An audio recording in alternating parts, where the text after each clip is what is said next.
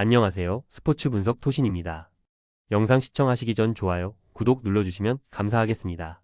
그럼 오늘 분석 시작해 보도록 하겠습니다. 첫 번째 경기 베티스 대 KAAN트 분석 시작해 보겠습니다. 베티스는 원정에서 열린 1차전에서 경기를 압도하며 완승했으며 대회 시작 전 첼시, 피오렌티나와 더불어 3강으로 평가받은 것을 감안하면 아쉬운 플레이오프 행이었지만 16강으로 가는 길이 열렸고 최근 선발 공격수로 나서는 바캄부가 풀타임을 소화하며 공격 상황을 이끌었고 알티미라와 로셀소, 로카 등이 나선 중앙의 경기력도 안정적이었다. 헨트는 홈의 이점을 살리지 못하고 1차전 완패했으며 스벤 쿰스와 이토 등 중앙 미드필더들의 라인을 올리며 공격적으로 경기에 나섰는데 후반 베티스의 공세에 무너졌고 그로 인해 원정에서 3골의 부담을 안고 나서야 하는 상황이며 로테이션을 크게 가동하며 경기에 나서진 않겠지만 어느 정도는 힘을 빼고 나설 가능성도 무시할 수는 없다. 베티스의 승리를 본다. 헨트는 주말에 리그 1인 행크전이 준비되어 있기에 그비드 윤센과 아라우주, 미트로비치 등 핵심 선수들이 벤치에 머물 수 있고 어느 정도 홈에서 힘의 격차를 느꼈던 상대를 만나야 한다. 카르도주와 알티미라 등이 중원에서 서서히 경기의 주도권을 잡을 것이고 에잘 조우리와 오르티즈가 기회를 골로 연결할 베티스가 승리하고 16강으로 갈 것이다. 두 번째 경기 류블라냐 대 바냐루카 분석 시작해 보겠습니다. 올림피아 류블리아나는 원정에서 열린 1차전에서 패하고 홈으로 돌아왔으며 그러나 공격형 미드필더인 플로루츠가 퇴장당했고 원정이었음을 감안하면 한 골 차가 절망적인 건 아니며 라트니크와 조지 실바 등 수비 라인이 안정적으로 경기를 운영한 것도 인상적이었고 강점이 있는 홈경기에서 플로루츠가 빠지는 건 아쉽지만 드루도브와 블랑코 등이 최전방 공격수인 알렉스 템과 함께 공격적으로 골을 노릴 것이다. 보라츠는 샌디 오그린에게 골로 1차전을 승리하며 16강 진출에 유리한 고지를 밟았으며 그러나 후반 초반 상대의 퇴장이 나왔음을 감안하면 한 골차 승리는 아쉬웠고 그것도 인저리 타임에 겨우 나온 한 골이었으며 그래도 이 경기에서 무승부만 기록해도 16강으로 갈 수 있는 건 분명하다. 류블리아나의 승리를 본다. 보라츠는 이번 대회에서 홈 무패를 기록하며 홈의 강점을 보였으며 그러나 원정에서는 연패를 당하며 고전하는 모습이었고 홈의 이점을 충분히 이용하며 상대를 몰아칠 수 있고 블랑코와 알렉스템이 적극적인 침투로 보라치의 수비를 공략할 홈팀이 승리할 것이다. 세 번째 경기 파포스 대 오모니아 분석 시작해 보겠습니다. 파포스는 1차전 원정으로 치러진 경기에서 절반의 성공 이상을 해냈으며 선제골을 허용하며 끌려간 경기였는데 후반 막판 오르시치의 동점골이 결정적이었고 키프로스 리그의 라이벌을 상대하는 플레이오프 일정이기에 부담이 큰 상황이었는데 패하지 않았기에 이 경기를 통해 승리에 도전한다. 위력적인 시너지를 냈던 이반 슈니치와 페페의 중원이 다시 가동될 것이고 자이로와 드라고미르가 저돌적인 문전 침투를 할 것이다. 오모니아코스는 후반 초반 터진 윌리 세메두의 선제골을 지키지 못하고 1차전 무승부를 기록했으며 파포스 상대로 고전했지만 선제골을 터뜨렸는데 승리하지 못하며 어려운 상황에서 2차전에 나서야 한다. 원정 일정이기에 무리한 운영보다는 쿨리발리와 파나유투, 카마스 등 수비 라인이 골키퍼 앞을 지켜낼 것이고 마리치가 중원에서 수비 보호에 집중할 것이다. 파포스의 승리를 본다. 오모니아코스는 카코올리스와 요베티치 등 기회를 해결할 수 있는 베테랑 공격수들이 있으며 그러나 중원의 활동량이 떨어지는 문제가 있는 것도 사실이며 페페와 슈니치 등이 중원에서 왕성한 움직임을 앞세워 점차 경기를 지배할 파포스가 승리하고 16강으로 갈 것이다.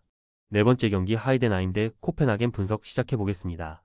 하이덴하임은 원정에서 펼쳐진 경기를 승리하며 유리한 상황에서 이 경기에 나설 수 있고 분데스리가에서 하위권 순위로 잔류 경쟁 중이기에 로테이션을 가동한 컨퍼런스 리그였는데 내용과 결과를 모두 잡았으며 그리고 이 경기는 홈이기에 굳이 로테이션이 아닌 베스트 전력으로 나설 수 있고 마인카와 침버가 중앙 수비로 나설 수 있고 폴 워너가 경기를 조율할 수 있을 것이다.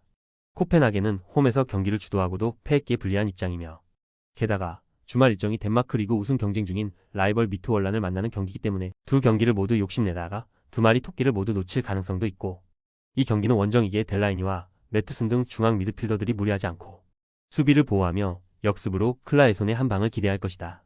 하이덴하임의 승리를 본다. 코펜하겐은 이번 대회에서 라피트빈에 원정 대패하는 등 원정 경기력이 아쉬웠으며 또 라이벌인 미트월란전이 준비되어 있기에 선제골을 허용하면 급격히 무너질 수 있고 홈의 이점을 살릴 수 있고 시엔자와 지부지바체, 파이링거의 스리토비 공격적으로 원정팀 수비를 공략할 하이덴하임이 승리하고 8강으로 갈 것이다. 다섯 번째 경기 보데글림트 대 트벤테 분석 시작해 보겠습니다.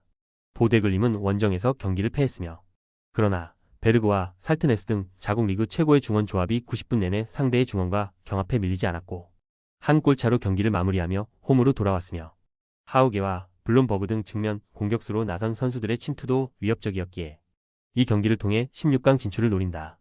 강점이 있는 홈이기에 더 공격적으로 경기에 임할 것으로 보인다. 트벤테는 홈 경기에서 한 골차 승리를 거뒀기에 유리한 입장에서 원정에 임할 수 있으며 무승부만 기록해도 다음 라운드로 갈 수 있는 상황이며 그러나 홈의 이점을 살리지 못하며 가까스로 승리한 데다 수차례 좋은 기회를 놓친 게 아쉽고 이번 원정에서는 최전방에 나설 볼프스 빈케를 제외한 선수들의 라인을 확실하게 내린 수비적 운영으로 승부를 볼 것이다. 보데글림의 승리를 본다. 트벤테는 에레디비지의 득점왕을 노리는 이선 공격수 스테인을 중심으로 공격적인 축구에 강점이 있으며 그러나 버티기로 나서며 역습을 전개하는 데는 강점이 떨어진다. 홈의 이점을 노릴 수 있고 살트네스와 베르그, 에브엔 등이 중원 우위를 가져갈 보데글림이 경기를 주도할 것이다. 여섯 번째 경기 갈라타사라이 대 알크마르 분석 시작해보겠습니다.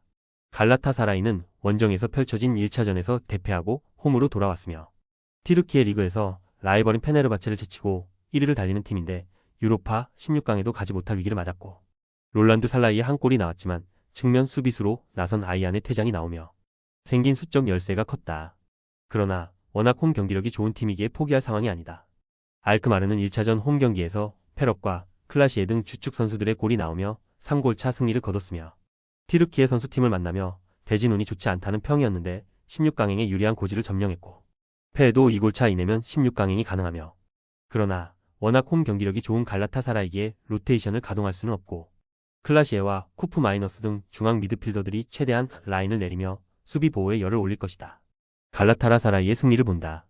갈라타사라이는 원정 경기에서 후반 시작과 동시에 아이안이 퇴장당하며 생긴 수적 열세로 경기를 내줬으며 그러나 홈에서 펼쳐지는 경기에서 선수들의 집중력이 올라갈 것이며 상대의 중원 압박을 이겨낼 가브리엘과 데미르바이의 중원이 있고 모라타와 살라이, 오시멘이 공격을 주도할 홈팀이 승리할 것이다.